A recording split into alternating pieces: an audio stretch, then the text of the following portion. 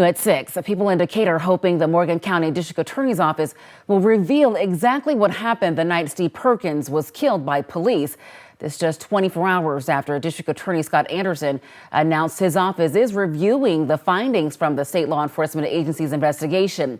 WAAY 31's Maddie McCaffrey has spent countless hours in the River City talking with protesters, with the Justice for Steve Perkins movement, as well as city officials. She joins us live there now. Maddie, you spoke exclusively with Madison County's district attorney about his neighboring DA. Yes, I did, Nikel, and Rob Broussard tells me that he doesn't have any reservations about Scott Anderson and the way that he handles cases. I don't know a finer DA than Scott Anderson, and I mean that. He's a good, just man, and I know he handles his office the way I feel like we handle ours, and he will give it a fair shake of whatever it is, and I don't know what the evidence is, but he's a good man.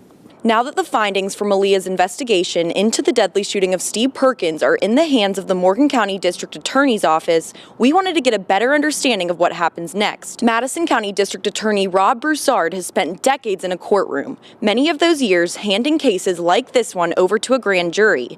That group of 18 people will hear all the facts of this case before deciding if criminal charges are necessary. The standard in a jury trial is proof of guilt beyond a reasonable doubt, which is a certain high standard. I have to be convinced beyond a reasonable doubt, where grand jury is, I have probable cause to believe that this person committed the crime.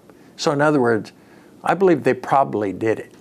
Just a few hours ago, protesters were outside the Morgan County Courthouse demanding swift action. Now that ALEA has finished and concluded their investigation on Steve Perkins, the public deserves to know what the conclusion of that investigation was, and it has not been released to us yet. If they want to define transparency, that would be a great place to start.